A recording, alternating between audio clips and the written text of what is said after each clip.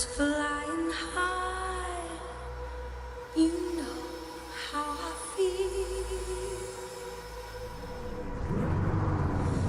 Sun in the sky, you know how I feel. Breeze drifting on by, you know how I feel. It's a new dawn, it's a new day, it's a new life.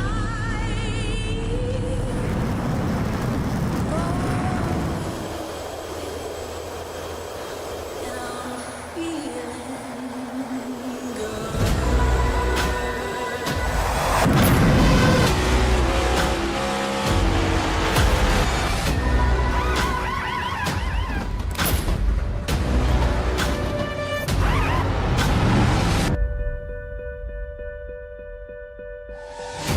Fish in the sea, you know how I feel. River running free, you know how I feel. Blossom on the tree, you know how I feel. It's a new dawn, it's a new day, it's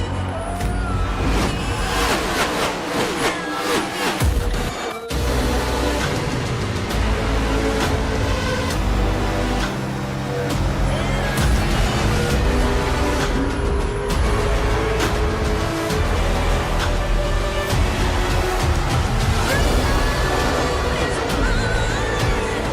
new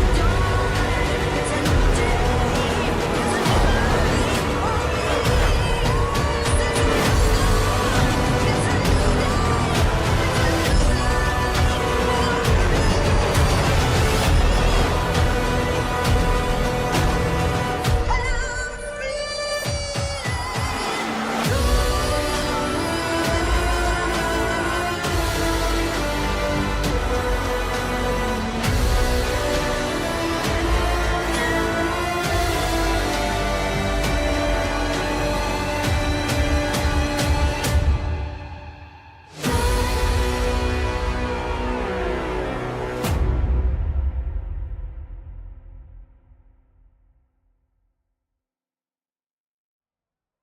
Well, ladies and gentlemen, boys and girls, we have finally made it all the way to the end for the Veterans for Life ARCA series for the Championship 4 right here at the Milwaukee Mile and also right here live on the NASRA 360 Racing Network. Good evening, folks. I am the Redneck Announcer, Jake Reeves. Don't have the Australian up here this time. We got William White up here in the booth with us here tonight. And Cody Knott's going to be our fantastic producer that's going to be giving you some amazing camera angles here for a Championship 4 race, folks. Go ahead and try to narrow it down for some of you folks out there. You got the Championship 4, and I'm telling you right now, a Championship 4 stat class it is. Andy Kurtz with 8 wins on the season. I mean, he's literally been lighting it up. He's got 11 top 5s, 12 top 10s. He's got 5 poles this season. He's led really way more laps than probably all of the other drivers combined here in the field. His average start is third, average finish is second. Jamie Mullins, another driver, we saw him last night in the Cruising Classics Next Gen Series, got no wins, but he's got 8 top 5s with 11 top 10s. And also average start of third and average average finish of 5th. Then you got Eric Talent. He's got no wins. He kind of, I guess you could say, maybe lucked up into trying to get into this. Sorry, Eric, for that. But obviously, 0 wins. He's got 4 top 5s, 8 top 10s, and right there at the, mid-pack, I guess you could say. So he's kind of pretty much like I said. Brandon Wallace, he's the only other driver out of the Championship 4 that actually has a win this season. So Andy Kurtz, right now, the top dog right now coming into this, and he's actually starting on the pole. We'll get to the grid in a second. But, William, we're at the Milwaukee Mile. This place, it is a handful, especially for these ARCA cars. Yeah, the Milwaukee Mile is a very, very difficult track, flat track, short track. So it's really, really technical. And I suppose it's kind of most similar to New Hampshire, which is a bit more of a popular track, but it's going to be really difficult for these guys, and I think we're going to be crowning a worthy champion tonight, whoever takes it, because they're going to need to master a very difficult gauntlet of a racetrack tonight. Yeah, I'm telling you, folks, it's been a fantastic season. There you see on your screen the starting lineup. And go figure, Andy Kurtz comes out here. He gets the pole starting right beside of him, Jake Ellenson. Folks, Jake finished second in the Cruising Classics Next Gen Series Championship 4 last night at Phoenix right here on the NASCAR 360 Racing Network. How about Brandon Wallace? He's going to take that number 99. He's going to start third here tonight right behind Andy. And then Jamie Mullins, he's going to round out the top 4. Chance Taylor will start 5th with Mike George sitting in 6th. Michael McCarthy will start 7th with Cameron Wessenberg starting at 8th. Matt Knights will start 9th. And Jonathan Cofield will round out the top 10. Yeah, row 6 there is going to be the 78 of Keith Haney, and John Anthony there will be on his outside in position number 12 there, James Haney in the 55, and the last Championship 4 driver, the 05 of Eric Talent there on the outside in row number 7. Bit of an overlay glitch there. Who's starting 15th, Jacob? There is no 15th. That's it. There's 14 drivers out here. Oh, gosh. There's only okay. 14 out here, and folks, I'm telling you, the pace lights is out. They ain't playing around. They're ready to get this bad boy on the money right here at the Milwaukee Mile. A lot of fans out there, obviously Ray Ellison, every single Wednesday, Thursday night. Shout out to you, Ray. Thank you for being here. Also, Shasta Jewel out there as well. Shout out to you guys. Appreciate the love. Appreciate the support. As here we go, folks. It's all coming down, or it's all culminated down to this. Championship 4. We are green flag. We are racing here at the Milwaukee Mile, and Andy Kurtz, he's basically picking up right where he left off. He's going to send it into turn 1. He's going to get away. Brandon Wallace, Jake Ellenson battling for second. Yeah, as you mentioned that Andy Kurtz already getting off to a decent start. He's going to start building some early momentum here. Needs to keep it smooth now. He's got no pressure from behind. You see second and first still battling. That's exactly what Kurtz needs to build a gap without wearing too much tyre off. Anticipating long runs with a bit of a less saturated field. So I think tyre conservation going to be a big element for victory today.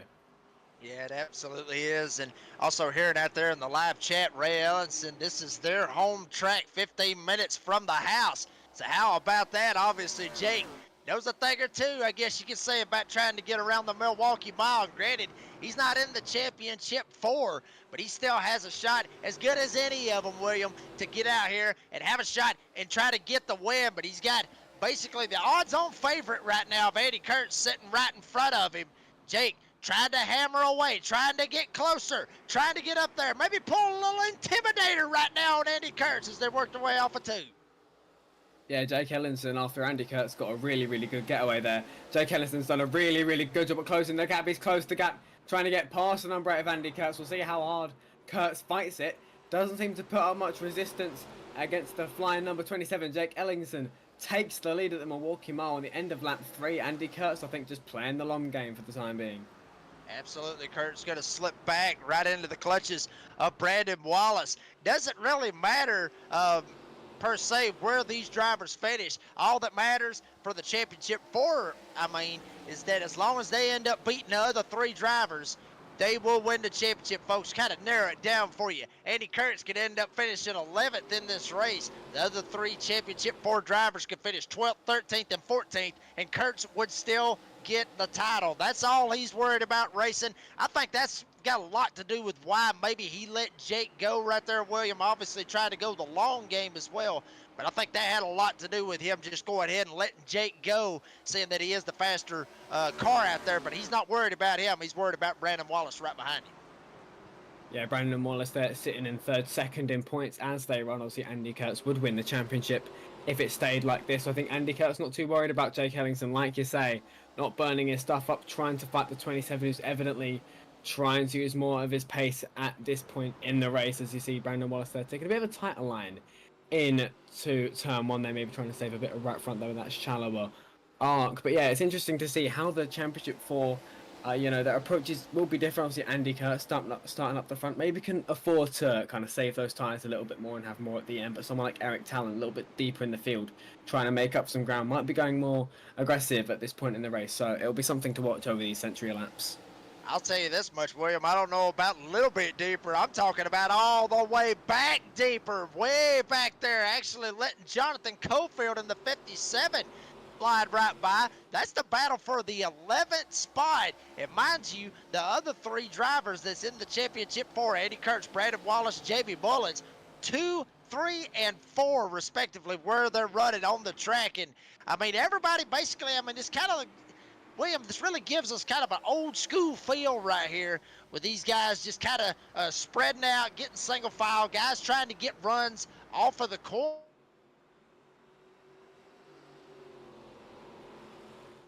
to race them coming out of the corners. It's got that old school feel right here. Yeah, definitely. I think these guys just trying to save their tyres as best they can.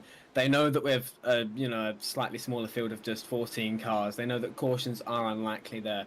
We could see green flag pit stops there, a definite real probability. And, Milwaukee Mile is not the easiest pit road to get into, so that's definitely going to be its own unique challenge for these guys, trying to get slowed up and actually hit the pit road itself. So, yes, there's a lot of challenges, but I think just tyre conservation with how the unlikelihood of a caution, I think, just being good over the long runs is going to pay dividends later on in this race when it matters most.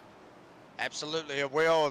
As they work their way coming through turn 3 and 4, you'll actually get to see where pit road is, especially where the pace car was. That area right there, folks, very, very tight window right there where those yellow barrels is.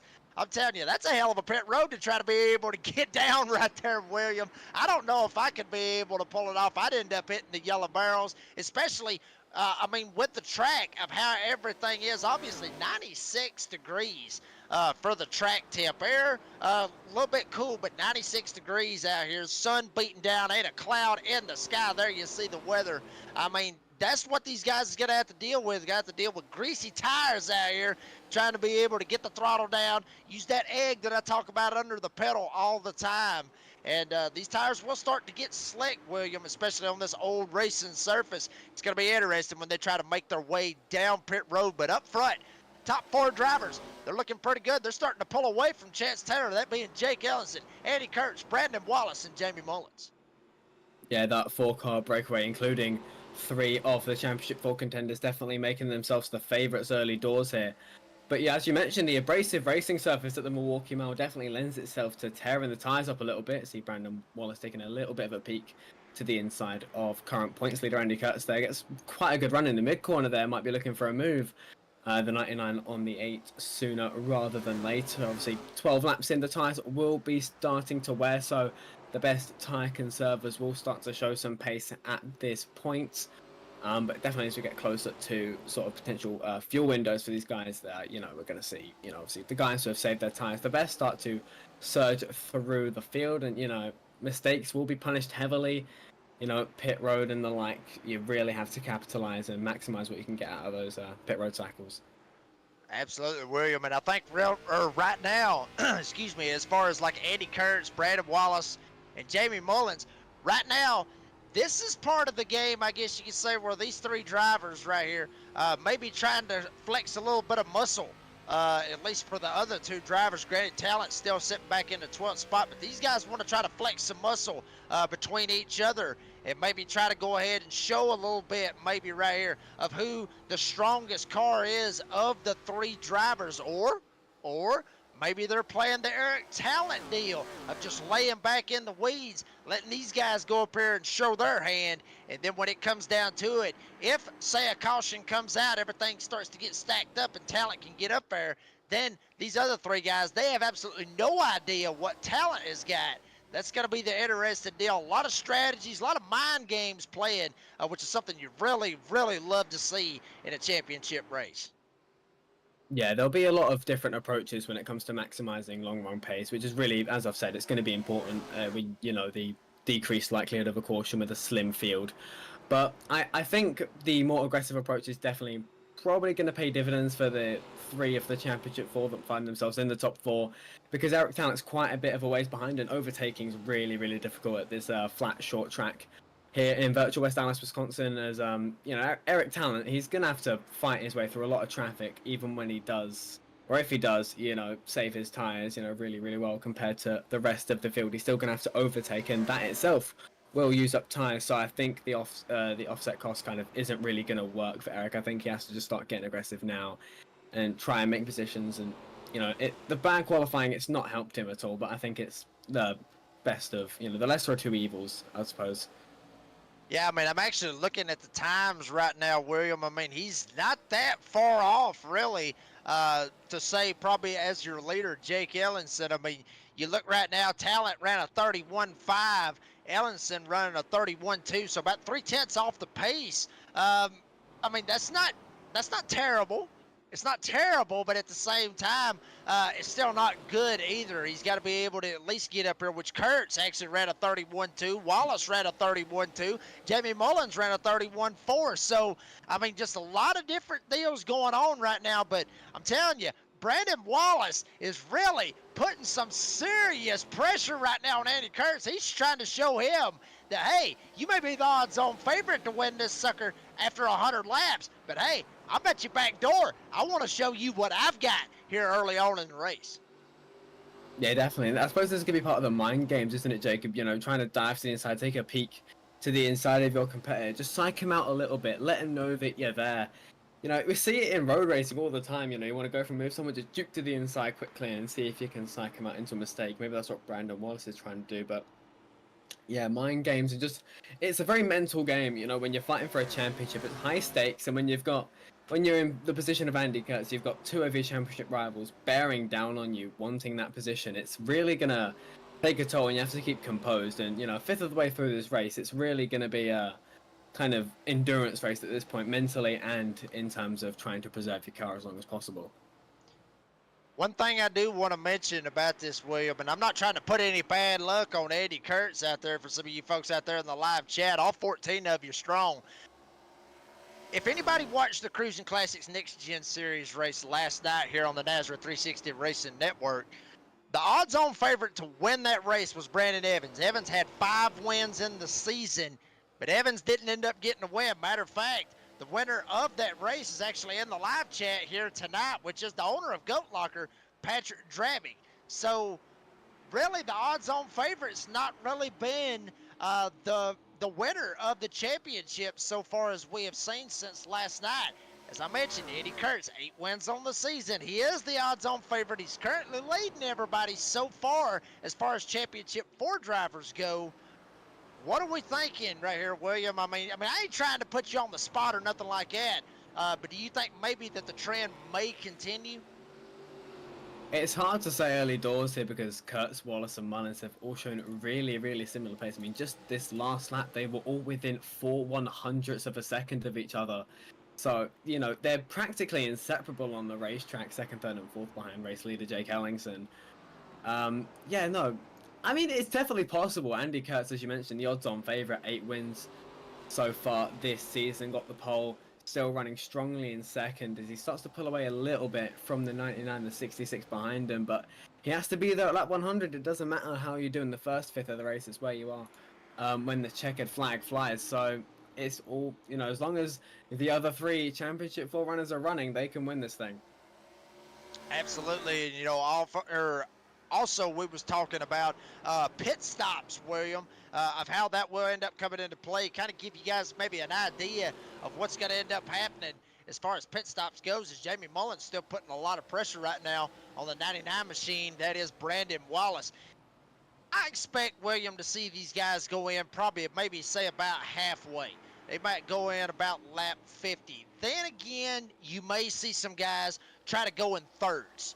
What I mean by thirds, I mean like they may end up going at, say, lap 33, then end up going at 66, and then go from 66 all the way down to the end. I mean, you look at how many tires that they have. They got 4 sets of tires all together. That's 3 in the pits, 1 on the car. So obviously they got 3 extra sets of tires is what they're going to have at their disposal. But William, we talked about this pit road. We talked about the barrels. We talked about the grease on the tires. How everything's going to be slipping and sliding. That's going to be the main key, is trying to get on pit road perfect, especially for Andy Kurtz, Wallace, and Jamie Mullins. They got to get on pit road and they got to get on there perfect. If they don't, then they could be at a huge disadvantage trying to win a championship here tonight. Yeah, definitely. I think I would say, considering short track, the ARCA car, it doesn't tend to burn fuel. I would say they can go 50 laps. And with these, long green run races, you want to minimize the amount of times that you're coming onto pit road because, especially at the Milwaukee Mile, you're guaranteed to lose at least a lap. But in pit road, the pit stop takes about a lap to do. So yeah, if I wouldn't stop it, because then you're losing a lap really for nothing. You can't gain that time back, even if you go high progressive and have really, really good pace. You can't gain that back. So if I'm these guys and, I'm assuming it's going to go green the whole way with how clean it's been and how spread out the somewhat slim field is, I would say just split it straight down the middle, pit at the end of lap 50, and just try and carry the tyres as long as you can to be at the biggest advantage you can at the end of each individual stint to give yourself the best chance of winning, but also help yourself a little bit by maximizing what you can do on pit road. Try and push, the speeding camera. See just how much you can push that envelope and don't overshoot your pit box. Get out nice and cleanly, and that's where battles can be won and lost. Absolutely, William, and you just saw it right there on your screen just a couple of laps ago. Jamie Mullins able to get around the 99 of Brandon Wallace to put him up to P2 as far as Championship 4 goes. Jake Ellison still has the lead. Eddie Kurtz in second, Mullins third, Wallace fourth. Jonathan Cofield, how about this right here? The 57, Jonathan Cofield. We've seen him here with Goat Locker before. We've seen him in other racing series, like the Fast and All Winter Series. Saw him do some amazing things in that, and obviously up in the Sunoco Cup Series as well. So Jonathan actually one of the biggest movers in the field from 10th all the way up to the top 5. And also see some stuff out there in the live chat. Miss Ellenson out there wanting to know if the door banging download is right after the race live. Miss Ellenson, that will be recorded later on this evening, right after we get done here at the Milwaukee Mile, and it will be on Spotify for you in the morning when you wake up. You'll be able to hear your son, Jake Ellenson, who is going to be the beer buddy for the door banging download for the beer buddy segment. It's going to be an awesome time to talk to Jake. May end up talking to him a little bit about this win.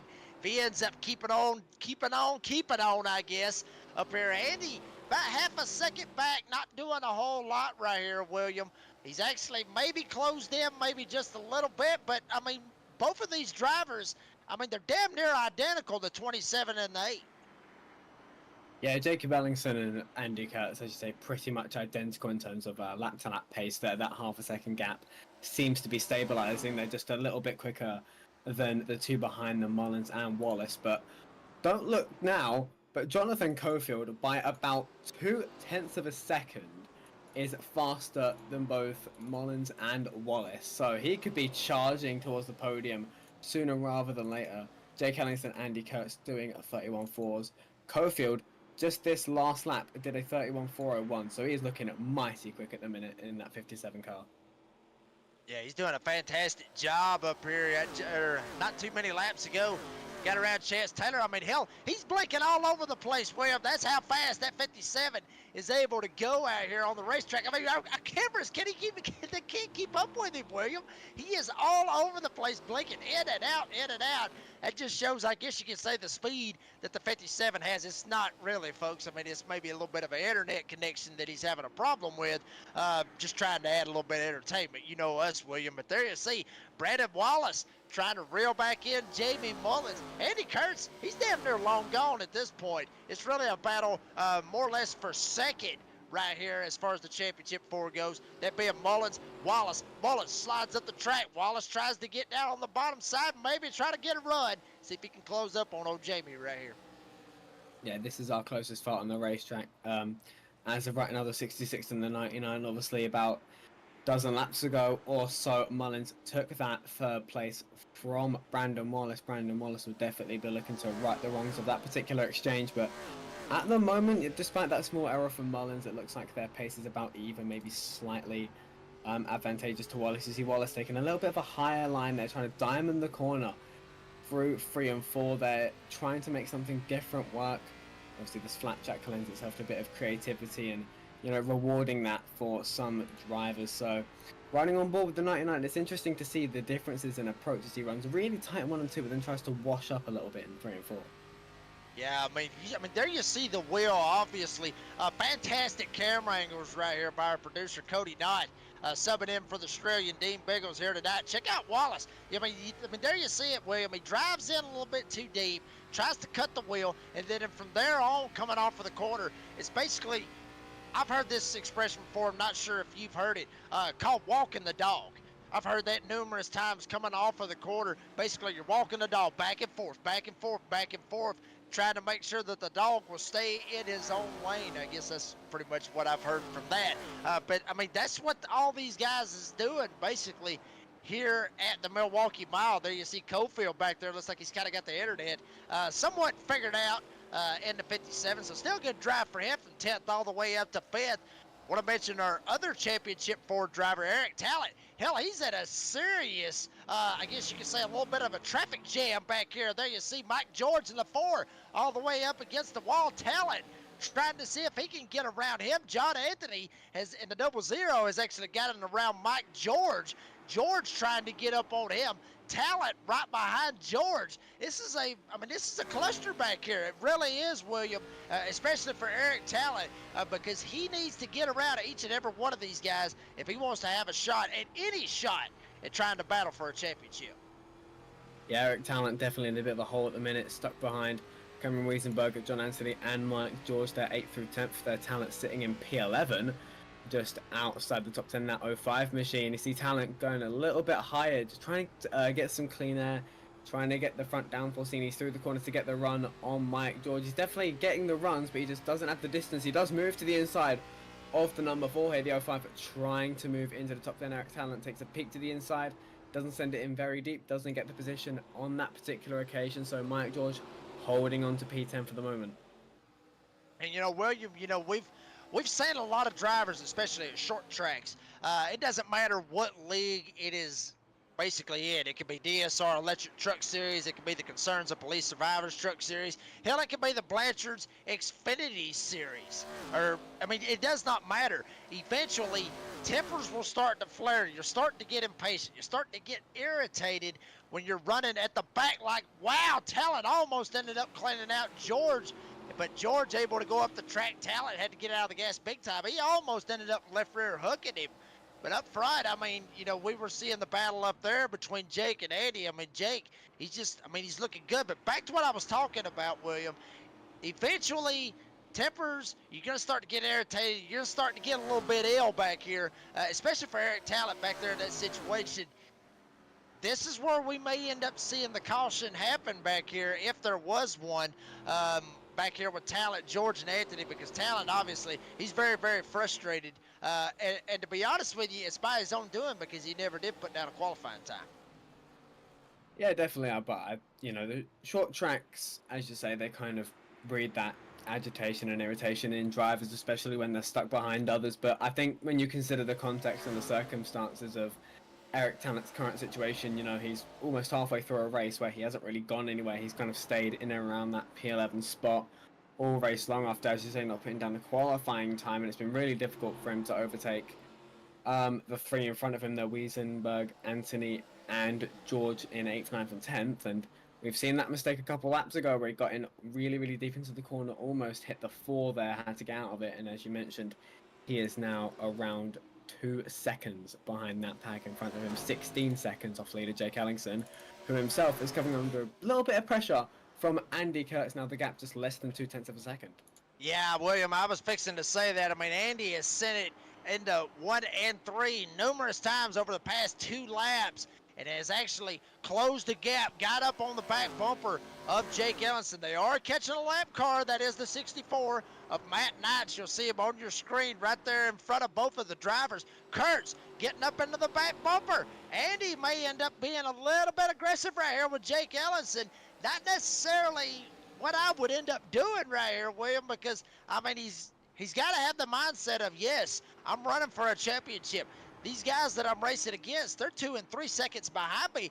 I shouldn't really be worried about this, but William, you know as well as I do, and obviously our producer Cody Knott would know this 100%.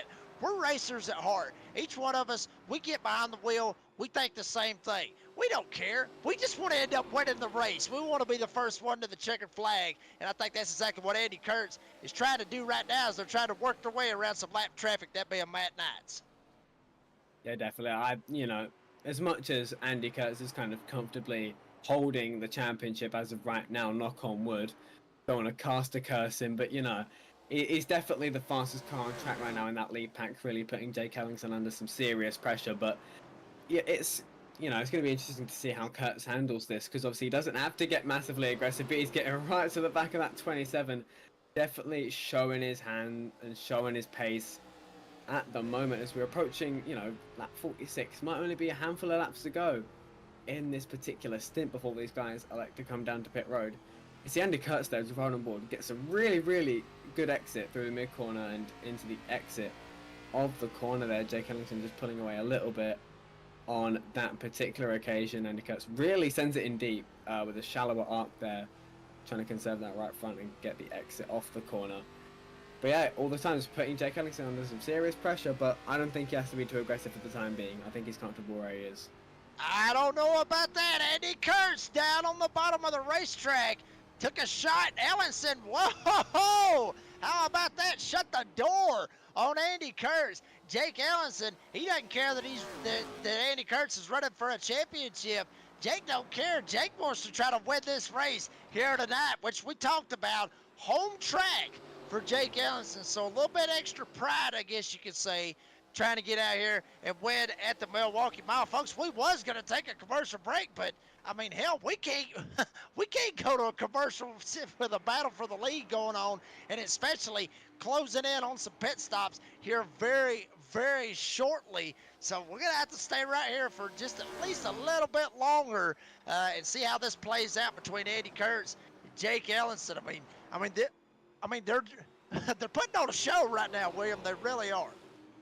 Yeah, definitely. Andy Kurtz putting Ellingson under a massive amount of pressure there, almost hitting the halfway point now. Just started that 49 of 100 here in Milwaukee. And yeah, Andy Kurtz definitely the fastest car on the track. He might be starting to put the bumper to the 27 before long, as he continues to be stuck behind Jake Ellingson. He's to the inside. Will he take a lunge into turn 3?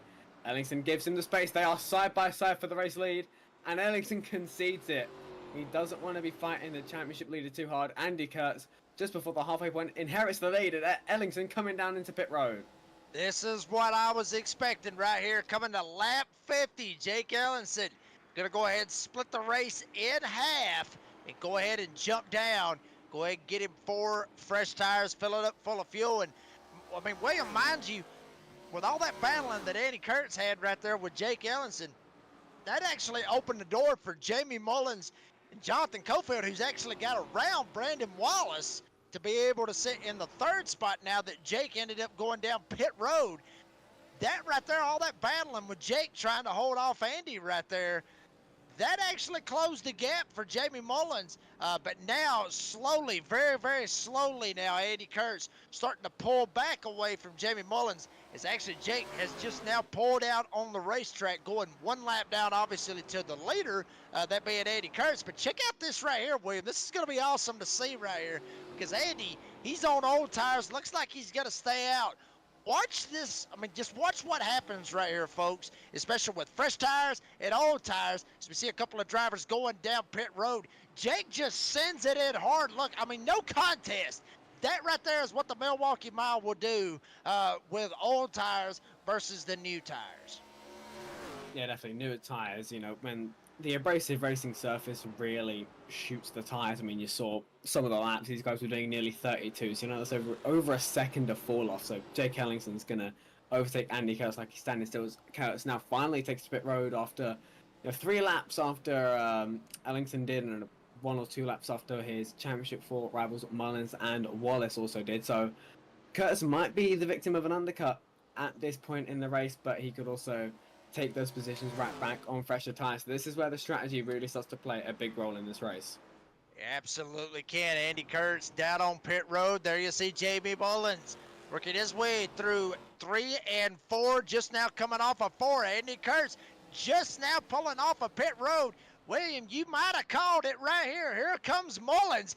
Maybe the victim of, like you said, the undercut. But now Kurtz, he's going to be able to get back out on track. Not going to be able to jump up in front of Jake Ellenson. Ellenson will retake the lead eventually after Jonathan Cofield ends up taking the 57 down pit road, which is exactly what he's doing. He's coming out of pit road.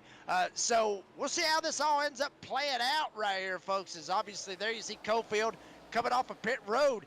He may have threw some kind of crazy strategy out there because he's still going to have the lead by the time Ellenson comes off of turn number 2. So curious to kind of see exactly what Cofield did right there on that pit stop. Actually, he's coming down right here. He may have actually missed his pit box. Yeah, interesting strategy from the 57 to go a little bit longer. Maybe he's looking for fresher tires at the end. We know he had pace. It was the second or third quickest car on the racetrack. At one point, even the fastest car on the racetrack, he was setting times 2-3 tenths quicker at some point than those around him. So we know that Cofield has pace. I think he just needs to get in position to use it. So, pardon me. It's going to be definitely interesting to see how Cofield attacks this latter half of the race, as he's going to be on much fresher tires than the rest of the fielders. See Mullins and Wallace fighting for that second championship spot there. Just past halfway here at the Milwaukee Mile. Cofield finally jumps the 57 down in the pit road. Jake Ellenson will retake the lead. Eddie Kurtz sitting in the second spot. But after this pit stop has happened, Brandon Wallace, Jamie Mullins, they have closed the gap on their competition. You see it right there on your screen, folks.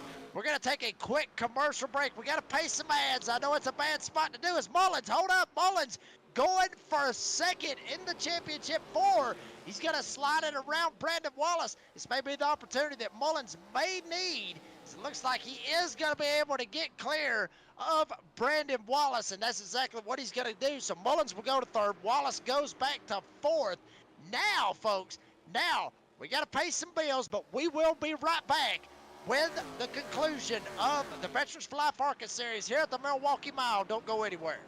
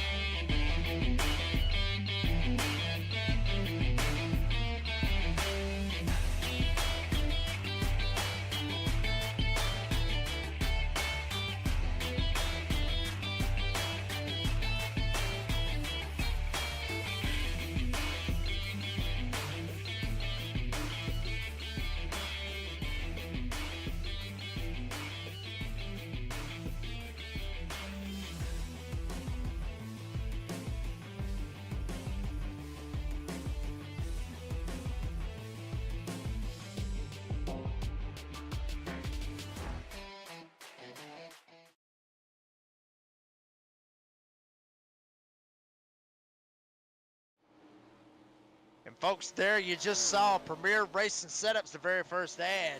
Need a Premier Racing Setup? Go check them out, PremierRacingSetups.com. Enter in that code NASRA, N-A-S-R-A. You will get 15% off your entire order. Also, 15% gets kicked back to the North American Sim Racing Association. And folks, if you want to race the setups at the Redneck Announcer races, and also tomorrow night, co-commentator with me, the Mountain Man, Robert Hill Jr. races. You want to get those setups? Go check them out. PremierRacingSetups.com, and obviously Cruising Classics. For those of you out there in the live chat, Wednesdays was just an absolute blast to interact with you, the fans, as far as wanting to try to get the mystery car that we would have each and every week on the Wednesday night Cruising Classics Next Gen Series. So real quick shout out to each and every one of you out there in the live chat for participating in that. We had a blast doing it, me and Dean did, and hopefully we'll be able to do it next season Hopefully Cruising Classics comes back with Goat Locker because we would love to be able to do that once again. But William, we're seeing a lot of battles out here on the track all the way around this 1 mile racetrack. We see some battles back here. Michael McCarthy up here trying to get him some of Eric Talent and John Anthony. All these guys, I mean, there's just so much battling really going on. I mean, really all over the racetrack that Jake Ellenson, you know, we're shying away from the fact because we got a championship 4 battle up here between Kurtz, Mullins, and Wallace. We're completely missing some of the battles that is seriously hellacious back here around the 7th, 8th, 9th area. Yeah, definitely. I mean, we saw Jamie Mullins and Brandon Wallace going at it just before commercial break. They're about a second apart with the 66 with the advantage over the 99. The closest battle on the racetrack in terms of time interval still remains the battle for the lead between Jake Ellingson and Andy Kurtz. That Ellingson took the lead on lap 3 and hasn't looked back since, apart from taking to pit road before Andy Kurtz. He has led every single lap since that point and still leads by about 0.4 of a second at the time of the last completed lap. But Andy Kurtz looking to close that gap with slightly fresher tyres. Ellingson way up the track. Kurtz really cut it short there. Kurtz might be looking for a move for the lead now into turn 1. Here we go, Ellenson and Kurtz, like we've seen numerous times here for the Veterans for Life ARCA series here on the NASCAR 360 Racing Network. William, these two guys have damn near got into a couple of slugfests on Thursday nights. Obviously, a lot of fans for Kurtz, a lot of fans for Jake Ellenson. Get a lot of them out there in the live chat, back and forth, back and forth. I mean, really, as far as I was talking about, you know, the old school feel of the Milwaukee Mile of what it, what it really is, you know, having that old school feel.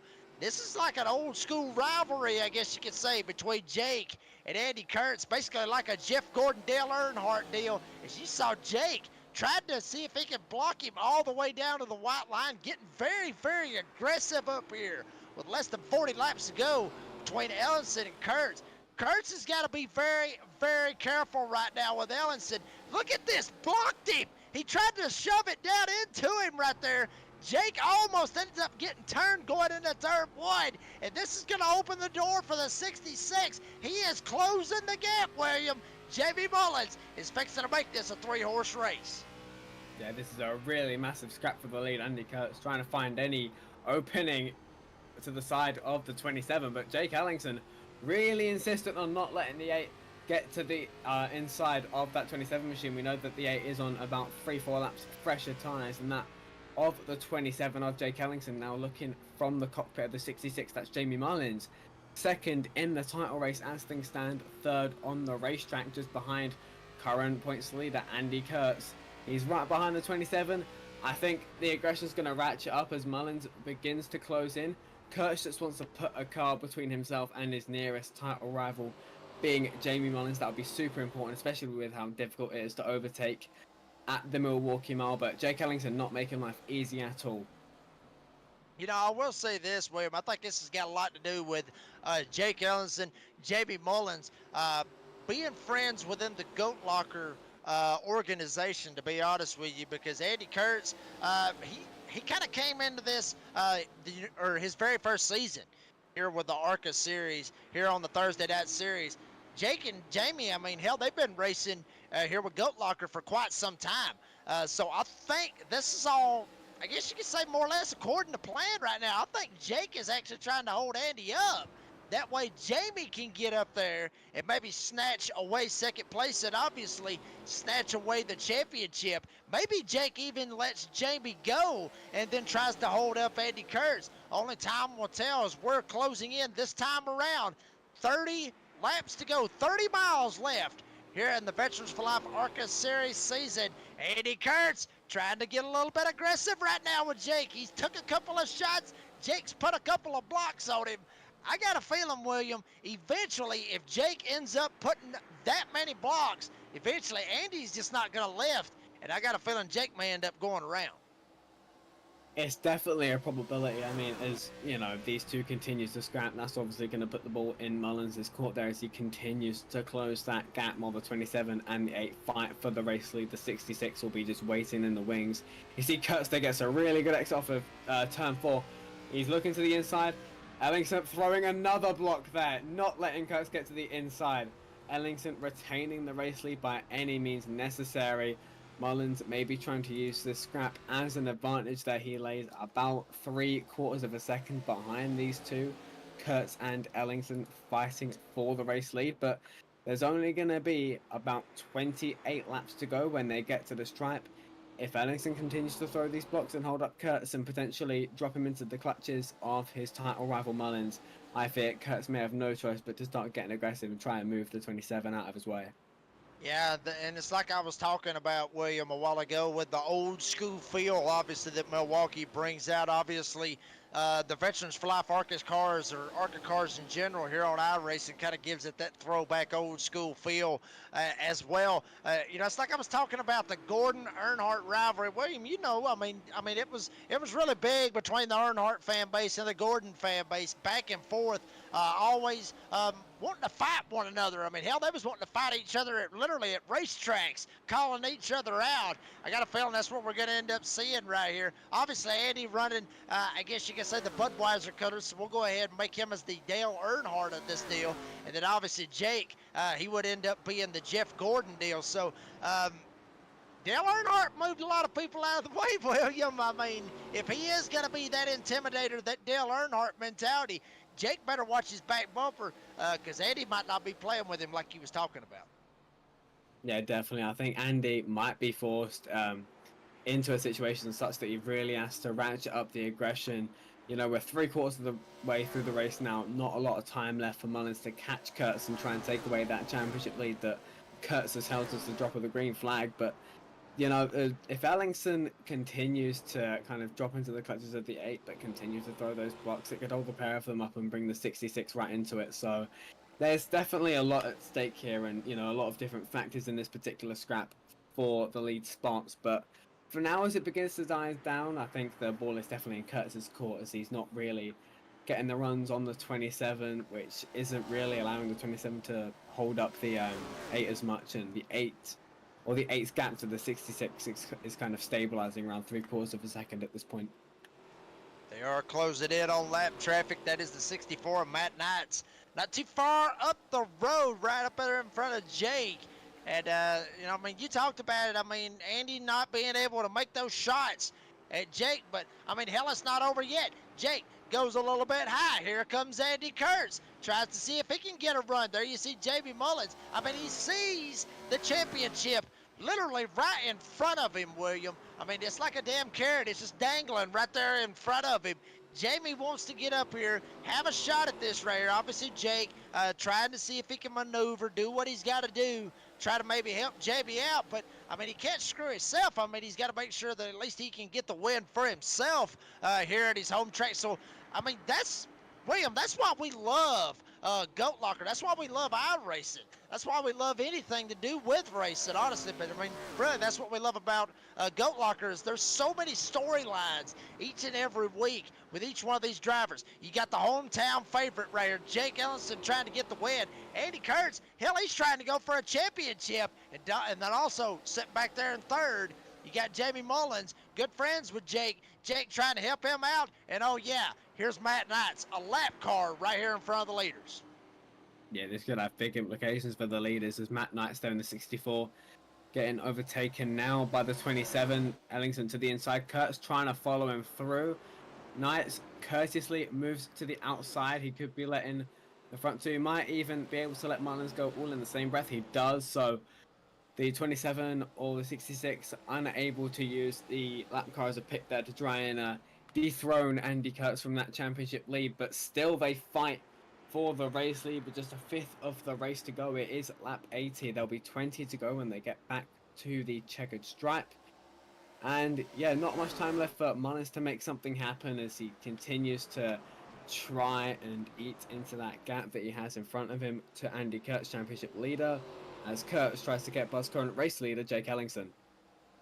Ellingson can help him, but he can't drive the car for Jamie. But, I mean, Jamie is very, very slowly, if anything, just kind of lay it in the weeds, just trying to ride back there, maybe be able to pounce if Andy slips just a little bit, because Andy, obviously, William, we talked about it, being very, very aggressive, or excuse me, up here with Jake. I mean, he can slip. I mean, we've seen Andy Kurtz slip a couple of times here this season. He's good. He's really good. I mean, hell, that's why he's got 8 wins this season. But even the best can slip at the wrong point of when they need to end up slipping. So Jake really trying to make him work for it may end up costing Andy. Andy may get a little bit loose, slip out, overstep his boundaries. In comes Jamie Mullins. He can be able to get there. So a lot of things playing off right now, but I guarantee you this right now. Andy Kurtz is sitting there going, I wish this was the last lap right here, because I know it's racking. I mean, it is just running through his head right now. He is just wanting this race to be over with right now. Yeah, Andy Kurtz really just wants to see the checker flag as soon as possible, and it will come in about 10 minutes if this stays green. 18 laps to go on a 30-second racetrack. I make that about 10 minutes before Andy Kurtz can crown himself a champion, but there is still a lot that can happen. Jimmy Mullins, we know he has pace. It's whether or not he is able to deploy it in this last fifth of the race to try and get past Andy Kurtz. We'll see if Jake Ellingson continues to throw those aggressive blocks as the 8 continues to apply the pressure and bring the 66 back into the fight. But Jake Ellingson, obviously, he's going to want a race win for himself at his home track, just 15 minutes away from his house in Wisconsin. So definitely a lot at stake for all of these drivers up at the point. I'm telling you right now, I mean, this is an absolute barn burner here tonight at the Milwaukee Mile. There you see Jake Ellingson, Andy Kurtz. Both of them, they're really putting some pressure. Here comes Andy. Andy's got to run. He's going to dive it down to the inside. Jake's going to be up on the top side. Jake trying to pinch him down on the yellow line, not able to do it. Yeah, he is going to pinch him down right here, William. They may be side by side coming off of turn 2. Andy just getting wiggly all over the place as Jake trying to pinch him down much as he can. He is racing the hell out of him right now. This may be what Jamie Mullins needs, but now Andy Kurtz, he is clear. He is all clear away from Jake Ellingson. That right there may have been the move of the race, and that right there may have been what will win Andy Kurtz the championship. Yeah, that was absolutely crucial for Andy Kurtz. They see 27 trying to fight it back, but just unable to. Kurtz has the superior grip at the moment, and he's able to get some clean air now, see if he can pull away from the 27. Absolutely crucial that he got to the inside there. Ellingson couldn't block, and that means that he can pull away now. He's got a car between himself and his championship rival there, the 66 of Jimmy Mullins. And now with just 14 laps to go as they cross the line, I think that is, that could definitely be a championship winning move for Andy Kurtz, and that could be his 9th win of the season. Well, I mean, honestly, William, down south where we end up saying it, don't count your chickens before they hatch. And I think that's exactly what Mr. Jake Ellingson is saying right now to Mr. Andy Kurtz. Don't count them yet, baby. I'm still here. Jake running him hard, obviously wanting to win at the home track. Jake gets loose, coming off of 4. That's going to open it wide open right there for Andy Kurtz. He's going to be able to pull out to about a 3/4, maybe even a half a second lead right now over Jake. But Jake, he fights hard, sends into 1, comes out of 2. Both drivers getting a little loose coming off of turn 2. But Andy still able to hold about a 3/4, maybe, like I said, about a half a second. But Jake can get him going in the corner. He's just got to be able to power it out coming out of the corner. I think that's exactly where Andy is end up getting him by that 1/10, give or take. Yeah, definitely. Andy Kurtz looks super strong kind of in the mid to exit of these corners. That's how he got past Jake Ellingson. He managed to get the run in the middle of the corner that gave him the momentum. It was a really, really good run because he managed to get to the inside of Ellingson before he could even think about making another one of those blocks. So I think as soon as Kurtz got to the inside of Ellingson, I think that was a done deal because Ellingson couldn't throw that block. He had to try and pinch him on the outside, and that's really difficult at these short tracks. And it was kind of an inevitability at that point that Kurtz would get past for the race lead. And as I said before, it's crucial for Kurtz to get a car between himself and Jamie Mullins. And now I think Kurtz is going to start to pull away. just the last lap, 4:28 for Kurtz, 4:58 for Ellingson. So it's a small incremental increases in the gap that's going to culminate in a more comfortable situation for Andy Kurtz as they now come into 10 laps to go. And Jamie Mullins, he was only about a tenth off both of them that last lap. Check it out this time, 31.5 for Jamie Mullins, 31.4 for Jake Ellison, 31.4 for Andy Kurtz. So, I mean, the leaders, 1 and 2, Kurtz and Ellison basically mirroring one another. Mullins just off by about a tenth right now. Brandon Wallace, he's about 6 seconds back in the 4th spot. And then obviously the other championship 4 driver, Eric Talent, way back in 9th place, still on the lead lap. But he may not be on the lead lap for very long because, William, this is going to get very, very interesting right here. The leaders, Andy Kurtz, Jake Ellison, guess which car they're fixing to catch next and put one lap down? You guessed right. 05, Eric Talent. He's fixing to end up going 1 lap down. And what will Eric do right here? Will he jump out of the way, let these guys settle it, or will he try to put the block on Andy and maybe try to help his buddy Jake Ellison out? Only time will tell. I mean, this is going to be one hell of a finish all the way down to the end. Yeah, definitely. They definitely looking like they're going to catch Eric Talent before the conclusion of this race with just 7.5 laps to go. So yeah, does Eric Talent choose to pick sides on this occasion, or does he just completely dive out of the way and refuse to involve himself? It's definitely a difficult choice for him to make in a difficult situation. I mean, you know, you're fixing to be lapped in a race where you're fighting for a championship, and yeah, you know, the guy who you're fighting for the title is, you know, bearing down on you, going to put your lap down. It's definitely not easy for Eric Talent. It's been a tough race for him, but he's fought valiantly and admirably, so you can't fault him for that. And he's still out there on the racetrack, not giving up still. You know, a yellow could put him right back into it, but obviously with the slim field and how spread out they are, that looks increasingly unlikely for the 05. But it'll be interesting to see if he picks sides there as the 1 and 2 close in. We'll see what happens. Obviously, Talent really getting closed in right now by Andy Kurtz. 6 laps to go, this time by 6 more miles, and Andy Kurtz will end up being the Veterans for Life ARCA Series champion. But like I said, let's not count our chickens before they hatch. We'll see what happens, see if a caution ends up coming out. Kurtz is reeling in Talent. Now, Andy may be sitting there thinking, hey, have I ended up ticking him off anytime this season? Apparently not.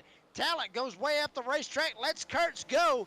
Jake, he's going to go by. So apparently there's no beef going on between Andy Kurtz and Eric Talent right there, obviously. But Kurt's able to get by. Ellison still trying to see if he can muster something up. Maybe try to get up there and get a hold of him. He's got to do something right here, William. Either that or Andy Kurtz is going to do like he's done numerous times, get that 9th win of the season, but more importantly, get the most important win, which will be the one that will solidify him as the Veterans for Life ARCA Series champion. Yeah, I think Andy Kurtz looking more and more comfortable out in the lead. You know, the gap now nearly a second. It's 0.745 when they last hit the striper pace difference lap by lap of over a tenth of a second last time. So I think what they're going to need now, Ellingson and the chasing pack, is just for Kurtz to make a mistake, which, you know, Kurtz has been so solid. He hasn't made a mistake all race long. He seldom has made mistakes throughout this whole season. It's why he's got 8 wins, fixing for 9. At the conclusion of this event with just 3 laps to go, a yellow needs to happen in the next lap, 2 laps for anyone to have a shot really at Andy Kurtz as he just continues to pull away and looking really comfortable out in front. Yeah, Jake actually gets a little bit loose coming off of turn number 2. That's going to pretty much seal it right here for Andy unless we end up getting a penalty flag out there on the racetrack. But it doesn't look like you were talking about, William, that we're going to end up getting that 2 laps to go. Andy Kurtz coming by the line. He's going to get the 2 to go signal. Barney the flagman holding up 2 fingers. Andy Kurtz looks like he's on point right now, on the trajectory of winning this sucker and winning it all here at the Milwaukee Mile. Yeah, it's been super comfortable for Andy Kurtz out in front ever since he's taken the lead back for Jake Ellingson. No mistakes, even when he was trying to chase down Ellingson for the race lead. Pretty much no mistakes, flawless and clinical thus far, and he's only got another mile to go before he can crown himself a 9-time race winner and a champion. 1 lap to go from the Milwaukee Mile. Here we go, last lap. There ain't gonna be no more cautions. This sucker's gonna go literally flag to flag like we've seen here in Goat Locker. And folks, we wouldn't have it any other way. That's exactly how racing is gonna be. Andy Kurtz goes into 3 and 4 all the way down to the bottom of the racetrack. How do you do? Mr. Andy Kurtz coming off of turn 4. He is going to win the race here tonight, and he is going to solidify himself as a champion with Goat Locker, winning the Veterans for Life ARCA Series champion. The odds-on favorite gets it done here tonight, William. Yeah, it's trademark Andy Kurtz there. Dominant even when he wasn't leading. He just looked so in control of that race. From lights to flag, he's a deserving champion. 9 wins on the season. Absolute alien numbers from that number 8 Chevrolet. Now, he is going to do the most important burnout of his career, crowning himself an ARCA Series champion. 9 wins this season, and this is a very deserved burnout for the number 8 car. Absolutely. Got to make sure he doesn't hit the walls. Make sure that that car will end up passing tech. Andy Kurtz, I mean, he ought to know how to do a burnout. We talked about it. 9 wins now on the season. He ought to be able to know how to do it. And he's going to do it kind of Kyle Larson style. How about that right there?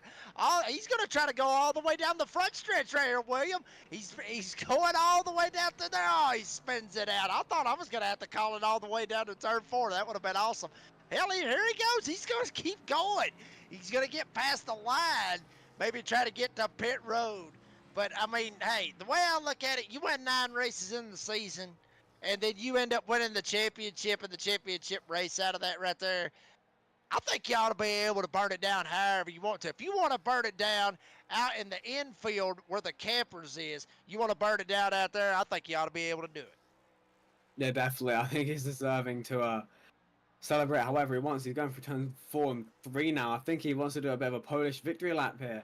Alan Kowicki style, as he does another little donut there in the middle of 3 and 4.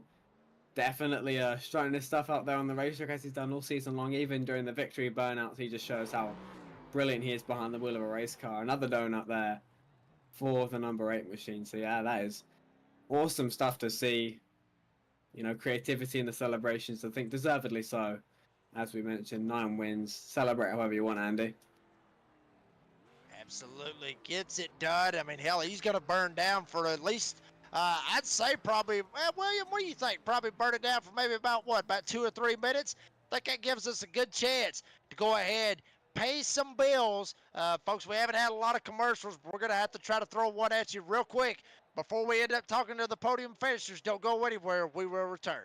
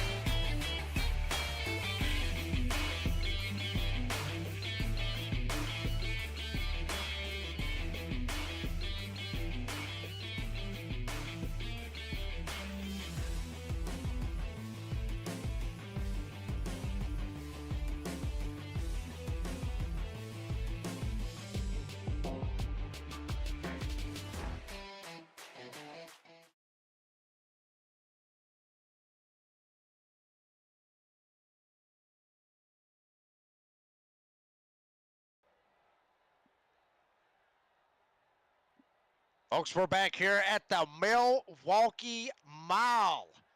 Awesome deal, awesome deal. to be able to see a fantastic race from flag to flag. Do want to actually mention the race results for all the 14 drivers. Andy Kurtz obviously gets the win. There you see on your screen. Jake Ellenson will end up getting second. Jamie Mullins, he's actually going to finish P2 out of the championship 4, which is a good drive for the number 66, that being Jamie Mullins. Brandon Wallace in the number 99, he's going to end up finishing 4th. Third in the championship, and Chance Taylor, he's going to come out of this one a top 5. So good drive by Chance Taylor. I mean, he finished where he started, which is a pretty big deal for Chance Taylor. Mike George, he's going to end up finishing 6th, with Michael McCarthy finishing 7th. John Anthony will end up getting 8th. He's the last driver to finish on the lead lap. Rest of the drivers, Eric Talent, you hate to see it for Eric Talent, finishing 1 lap down. Not the night that he was expecting, especially here in the championship race, but he'll finish in the 9th spot. Jonathan Cofield will get 10th. Cameron Westenberg will end up finishing 11th. Matt Knights will end up finishing in the 12th spot. Keith Haney will end up finishing 13th, and James Haney will get 14th. But folks, let's go ahead and get to the podium finishers. And William, you are standing by with our 3rd place finisher, Mr. Jamie Mullins. Certainly am. Jamie Mullins, William up in the booth. Firstly, you'll leave West Allis, Wisconsin as a vice champion, not quite able to take the title, but 2nd place in the championship, definitely a result to be proud of. How do you evaluate your season as a whole? Oh, well, it was a good season overall. I honestly just had fun racing with the rest of the guys in here. I mean, it's a fun league, messing around, playing around with these guys. You know, they race hard, they race clean.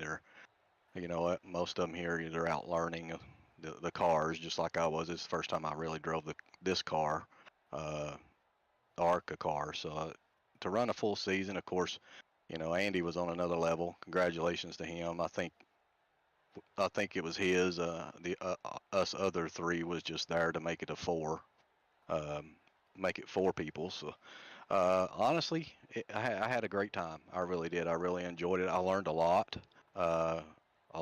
Really running behind Andy, but but overall it was a good season. Can't complain for 2nd place. Yeah, obviously you mentioned the learning experience that the race was, but obviously a 100 lapper at the Milwaukee Mile that went flag to flag. It was definitely an endurance race of sorts.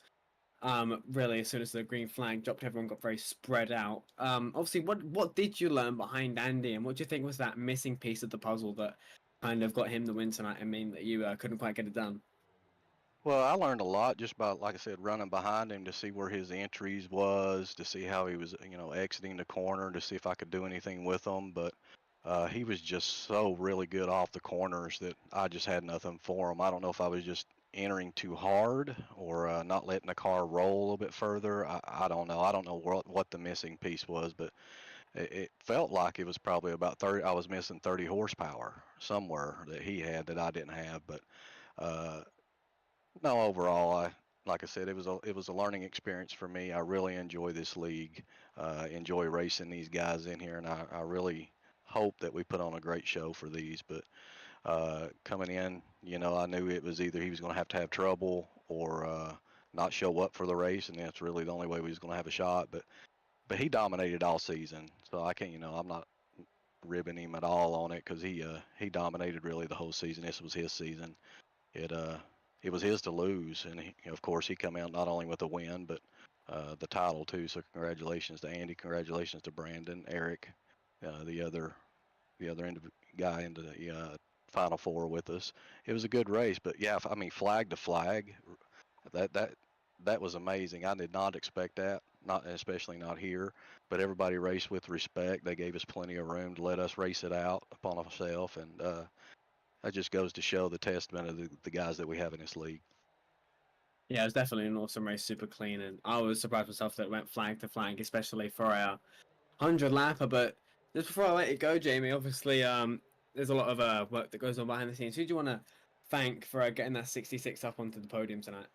Well, first off, I want to thank y'all. I know the broadcast is top notch, no matter what, you know, who's in the booth, who's talking, who's doing what. But I love going to go back and watch it, and I really hope that y'all are with us again next year because y'all are awesome. So thank you NASR 360. But I want to thank the sponsor on my car, uh, the Right Now Roofing. Sorry we couldn't get it, but nothing to hang my hat on. Veterans for Life Foundation with my team. Uh, with me and Jake in here, part of the Veterans for Life Foundation team. Cruising Classics, Jam Printing Promotions, Red Beard Design Company, and I also want to give a shout out to Goat Locker Racing to allow us to be able to do this. Thank you guys so much for what y'all do for this league, and I can't wait to be a part of it next year. Awesome. Well, congratulations again on that third place finish and vice championship. Thanks for your time, man. Thank you.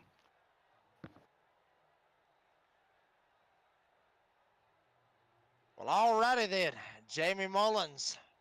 Good to see him. By the way, Jamie, Eric Talent was the other driver that was in the championship before, just so you know, buddy.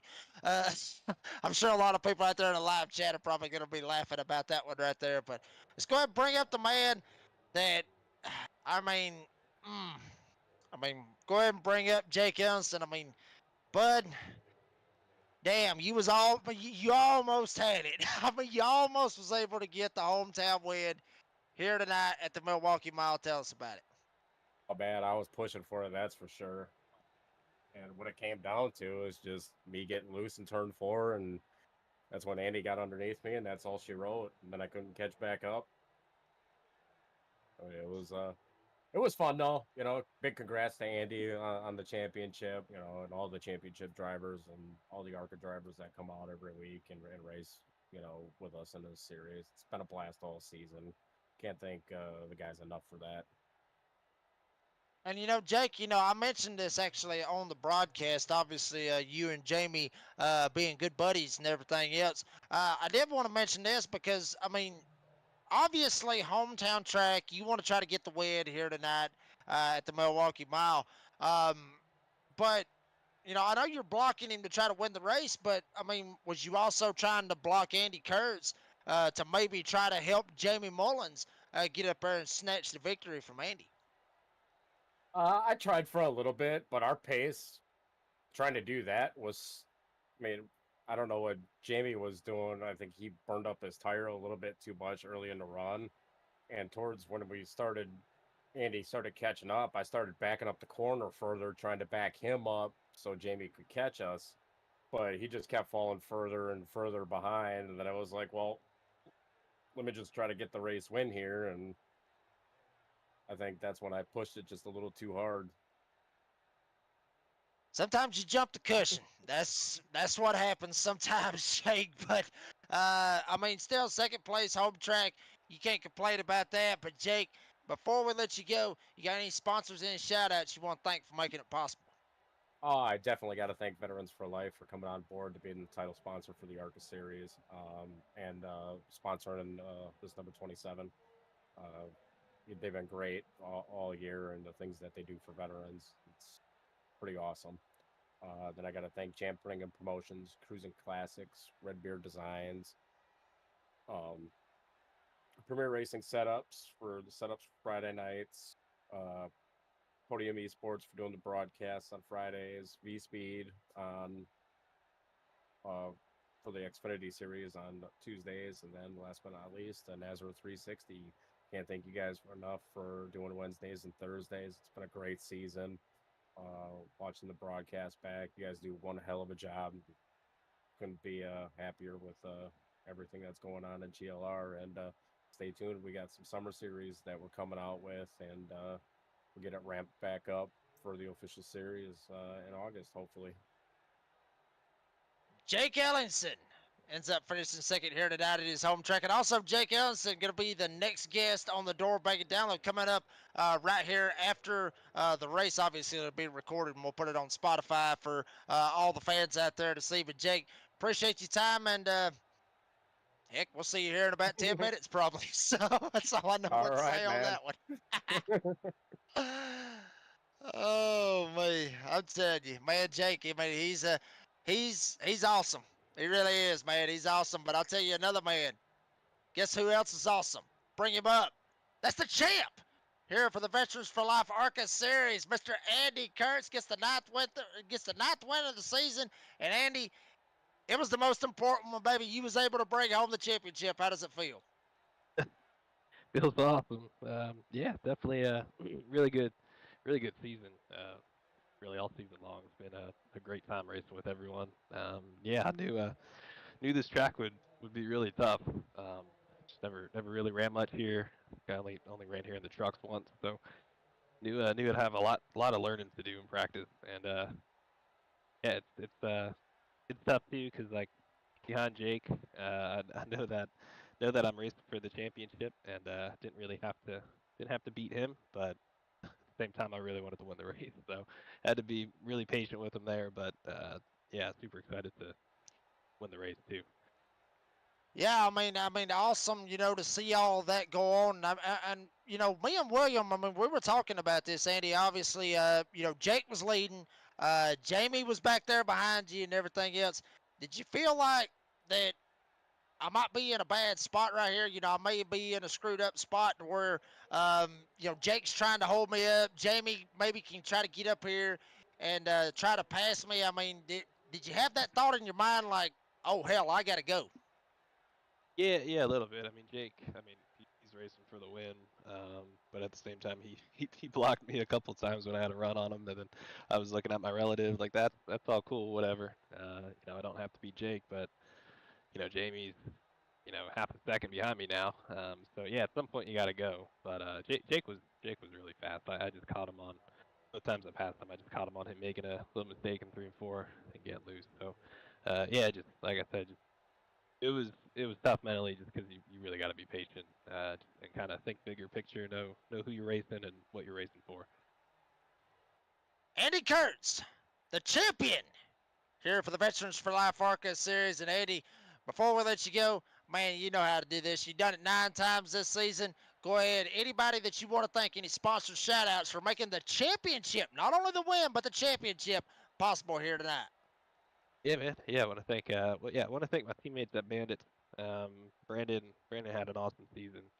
Awesome to see him in the championship before he got a win too. And Jonathan Cofield, he raced with us a couple times and he was out there tonight. So he honestly gave me a lot of pointers for tonight, which was super helpful. He's really good in this car and at this track. So he was super helpful there. Hour before the race and practice. I want to thank you guys, Nazareth 360 Racing Network. Kind of bummed it'll be the last time we're talking here for a little bit. So certainly hope to be racing, with these guys next season. So hopefully you guys will be putting on a show for us as well in the future. I want to thank Jake and Pat and Jamie for putting this awesome league on. Again, it's been a blast with everyone. I want to thank Veterans for Life Foundation, Cruising Classics, Gem Printing and Promotions, Right Now Roofing, and Redbeard Design Company for helping us put this together. The champ is in the house. Andy Kurtz gets the win here tonight, wins it all. I mean, literally, folks, wins it all here tonight at the Milwaukee Mile. Andy, wear that title proud, baby. You got the championship, and don't worry, we'll see you next season, buddy. Awesome. Sounds good. Appreciate it. And that's going to do it for the NRE Power post-race interviews. William, I mean, what a race. I mean, we talked about it, old school feel, the Earnhardt-Gordon kind of rivalry, get the fan bases and everything. Your take of the race here tonight at the Milwaukee Mile. I mean, it was an awesome race, and it was fitting of an awesome season. And I think the fact it went flag to flag at a track as tricky as the Milwaukee Mile, I think just shows how, firstly talented, but also just generally nice and respectful these guys are on the racetrack. They're giving each other plenty of room. And even when Ellington's thrown those big blocks, he's doing it properly. He's not just swiping across somebody's nose and getting himself taken out. He's doing it properly. He's doing it respectfully. And even when the guys are getting lapped, they're courteous. It's just really nice and refreshing to see when, you see some of the things happen in other leagues and, in officials on iRacing. It's really nice to see just respectful, clean, but hard racing. And it's definitely... It puts a cap on what's been a great season for, everyone here. Obviously, Andy Kurtz, a deserving champion with 9 wins on the season, but it's been awesome to watch. Yeah, absolutely. They ought to be happy that I'm not in there racing with them. I'm just kidding, guys. I'm just kidding. I'm just kidding to each and every one of you out there listening out here on the YouTube channel. Just kidding with each and every one of you. But, I mean, William, you touched on it. Awesome race here tonight. We cannot wait to be back with Goat Locker next season. But folks, that's going to wrap it up for the final race here for the Veterans for Life ARCA series. Obviously, so many people to thank. Obviously, all the sponsors right now: roofing, Jam Printing, and Jam Printing and Promotions. Obviously, Cruising Classics, Red Beard Design, Cruising Classics. I mean, man, they do a hell of a job for the Wednesday night series for the Cruising Classics Next Gen series, and then obviously Veterans for Life and everything that they do for the veterans. And proud to have them as a sponsor here for the title of the Veterans for Life ARCA series and Goat Locker. I mean, damn.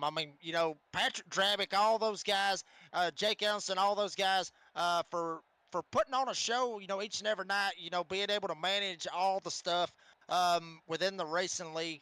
So shout out to those guys and shout out to them and trusting the Nazareth 360 Racing Network with the broadcasting duties. And also shout out to each and every one of you as far as the Nazareth 360 Racing Network: Brady LaBeouf, Cody Knott, William White, Robert Hill Jr., Dean Hopton Biggles, who wasn't here tonight. He's doing some indie stuff, but also, Wesley Outland. The list goes on and on and on. Shout out to each and every one of the guys with the Nazareth 360 Racing Network. Proud to be a part of this. Shout out to the drivers, each and every one of you. It doesn't matter if you finish first or you finish 14th.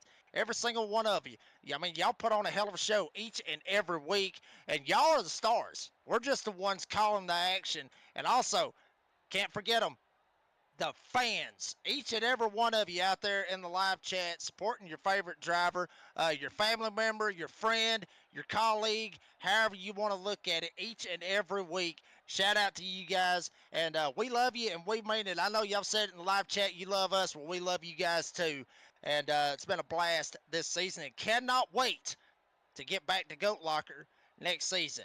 For Cody Knott, the producer, for William White, up here calling the race with me, I am the redneck announcer, Jake Reeves, saying, as I always say, be safe, be kind, be fast, and we'll catch each and every one of you next season.